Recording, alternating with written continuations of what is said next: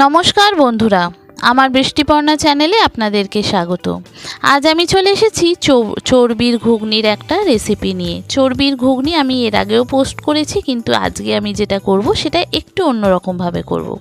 তো চলুন তাহলে রেসিপিটি দেখে নেওয়া যাক কিভাবে এত সুন্দর সুস্বাদু চর্বির ঘুগনি আর কত কম সময়ে কত কম উপকরণে ঝটপট হয়ে যায়, সেটাই আজকে আপনাদের সঙ্গে শেয়ার করছি। তো এই চর্বির ঘুগনি করার জন্য আমি মটর কড়াইকে সকালবেলা ভিজিয়ে দিয়েছিলাম। তো কড়াইটা ভিজে গেছে। একটু আলু পেঁয়াজ নিয়েছি আর চর্বিগুলোকে খুব ছোট ছোট করিনি, একটু বড় বড় রেখেছি যাতে চর্বিটা গলে না যায়।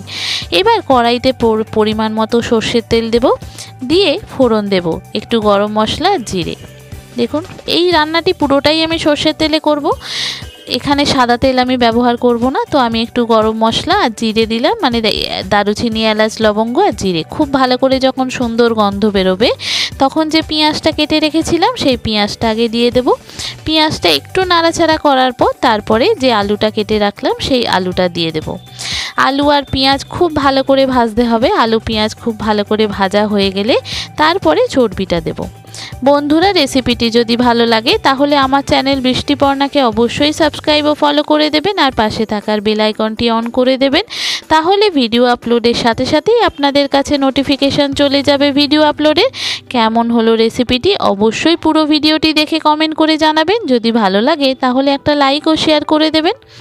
দেখুন আলু আর পেঁয়াজ খুব ভালো করে ভাজা হয়ে গেছে।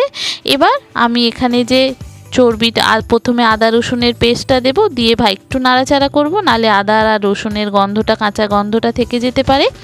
আদা রসুনের পেস্টটা একটু ভালো করে ভাজার পর তারপরে যে চর্বিটা কেটে রেখে নিয়েছিলাম সেই চর্বিটা এখানে দিয়ে দেব। চর্বিটা একটু বড় বড় করেই কেটেছি যাতে একদম মিশে না যায়। খুব ছোট ছোট করে কাটলে আবার একদম গলে যেতে পারে, আর একটু বড় বড় হলে যখন আমি এটা যখন খাবেন মুখে তখন চর্বির একটা আলাদা স্বাদ পাবেন। তো এইভাবেই করেছিলাম। এই রকম রান্নাটি খুব সহজে হয়ে গিয়েছিল আর খেতে অসাধারণ স্বাদ হয়। এবার চর্বি আর আলু ভাজা হয়ে গেছে দেখুন। এবার আমি এক এক করে বেসিক মশলাগুলো পরিমাণ মতো দেব। আপনি যতটা করবেন সেই অনুযায়ী মশলাগুলো দেবেন। আমি যতটা করছি সেই পরিমাণ মশলাগুলো, মানে মশলার চামচের হাফ চামচেরও কম কম করে মশলাগুলো আমি দিয়েছি। পরিমাণ মতো নুন, পরিমাণ মতো হলুদ, সামান্য জিরে গুঁড়ো, সামান্য ধনে গুঁড়ো দেখুন। আর লঙ্কা গুঁড়োটা আমি কিন্তু শেষে দেব। আপনাদের যদি বাড়িতে ছোট বাচ্চা না থাকে তাহলে লঙ্কার গুঁড়োটা এখানেই দিতে পারেন। আর আমার মেয়ে ঘুগনি খেতে খুব ভালোবাসে, তো যেহেতু রান্না করছি লঙ্কাটা আগে এখন দেব না, লঙ্কাটা সবার শেষে দিয়ে তারপরে নামাবো। আগে মেয়েটা তুলে নেব, তারপরে শেষে লঙ্কা দেব। এবার দেখুন মশলাটা দিয়ে ভালো করে কষানো হয়ে গেছে। এখানে সামান্য আমি একটু চিনি দেব আর একটু দেব গোলমরিচের গুঁড়ো। চিনি আর গোলমরিচের গুঁড়ো দিলে কালারটা একটু ভালো আসে, যার জন্য চিনি আর গোলমরিচের গুঁড়ো দিলাম। দিয়ে এটাকে খুব ভালো করে আমি ভাজবো, মশলাটা থেকে যেন কাঁচা গন্ধ চলে যায়। যত ভালো করে কষানো হবে চর্বির যে কাঁচা গন্ধ আছে সেটাও কিন্তু চলে যাবে। এবার দেখুন চিনি গোলমরিচ দিয়ে খুব ভালো করে কষানো হয়ে গেল। এবার যে মটর কড়াইটা সকালবেলা ভিজিয়ে রেখেছিলাম সেই মটর কড়াইটা এর মধ্যে দিয়ে দেব। আর যদি প্রয়োজন পড়ে অল্প জল দিয়ে এখানে কষাতে পারেন, তাহলে কিন্তু মশলার কাঁচা গন্ধটা খুব তাড়াতাড়ি চলে যায়।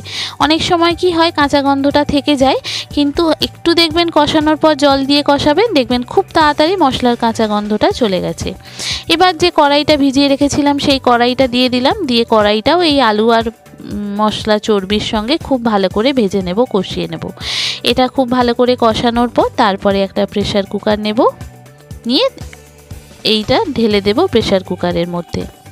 যে সমস্ত বন্ধুরা আমার ভিডিওটি দেখছেন অথচ আমার চ্যানেল বৃষ্টিপর্ণাকে সাবস্ক্রাইব ও ফলো করেননি, তাদেরকে অনুরোধ করব আমার চ্যানেল বৃষ্টিপর্ণাকে সাবস্ক্রাইব ও ফলো করে দেওয়ার জন্য। তাহলে ভিডিও আপলোডের সাথে সাথেই আপনাদের কাছে নোটিফিকেশান চলে যাবে ভিডিও আপলোডে। কেমন হলো রেসিপিটি অবশ্যই পুরো ভিডিওটি দেখে কমেন্ট করে জানাবেন। যদি ভালো লাগে তাহলে একটা লাইক ও শেয়ার করে দেবেন। এবার দেখুন আমার কষানো একদম কমপ্লিট। আমি একটা প্রেসার কুকারে এই কড়াইটা এখানে যে কষানো সব দিয়ে দিলাম, কষানো কড়াইটা সব তরকারিটা দিয়ে এবার এখানে পরিমাণ মতো আমি জল দেব। যতটা জল চাইছেন ততটা জল দেব। দিয়ে এটা প্রেসারে 2 থেকে 4টে সিটি দেব। যদি একদম লো ফ্লেমে দেন তাহলে 3টে সিটি হলেই হবে, আর যদি হাই ফ্লেমে সিটি দেন তাহলে মিনিমাম 5টা সিটি না হলে কিন্তু হবে না সিদ্ধ কড়াইটা। তো এবার দেখুন এটা আমি একদম লো ফ্লেমে 3টে সিটি দিয়ে নিলাম, দিয়ে দেখুন এটা আমার হয়ে গেছে। আমি এবার দেখে নেব কড়াইটা আমার সিদ্ধ হয়েছে কিনা। কড়াইটা যদি সিদ্ধ হয়ে গিয়ে থাকে তাহলে মেয়ের জন্য একটু তুলে নেব। এই দেখুন কড়াইটা সিদ্ধ হয়ে গেছে, ঠিক আছে। এবার আমি একটু আমার মেয়ের জন্য তুলে নিলাম, ও ছোট তো ও ঝাল খেতে পারে না, তো তুলে নিয়ে তারপরে আমাদেরটা একটু লঙ্কা দিয়ে একটু গরম করে ফুটিয়ে নেব, নিয়ে তারপর নামিয়ে ফেলবো। ছোট বাচ্চা থাকলে এমনিতেই রান্না বান্না করতে অসুবিধা হয়, আর যেহেতু আমি ঘরোয়া রান্না আপনাদের সঙ্গে শেয়ার করি, বাড়িতে যেটা রান্না হয় সেটাই আপনাদের সঙ্গে শেয়ার করি, তো সেটাই আপনাদের দেখালাম যে আমার বাচ্চা আছে, আমি লঙ্কাটা পরে দিলাম, একটু ওটা তুলে নিয়ে একটু গরম করে তারপর এটা নামিয়ে ফেললাম। অসাধারণ স্বাদ হয়েছিল। আগে না খেয়ে থাকলে এইভাবে একবার ট্রাই করতে পারেন। চর্বি দিয়ে ঘুগনি প্রেসার কুকারেই পুরোটা হয়ে গেল, একটু কষিয়ে নিয়ে দিয়েছিলাম আর অসাধারণ স্বাদ হয়েছিল। ছোট বাচ্চা না থাকলে মশলা কষানোর সঙ্গেই লঙ্কাটা কষিয়ে নেবেন, তাহলে কিন্তু কালারটা আরও ভালো আসবে। কেমন হলো পুরো ভিডিওটি দেখে আমাকে কমেন্ট করে জানাবেন। যদি ভালো লাগে তাহলে একটা লাইক ও শেয়ার করে দেবেন। এই দেখুন আপনাদেরকে আরও কাছ থেকে দেখাই কতটা সুন্দর লাগছে চর্বির ঘুগনি।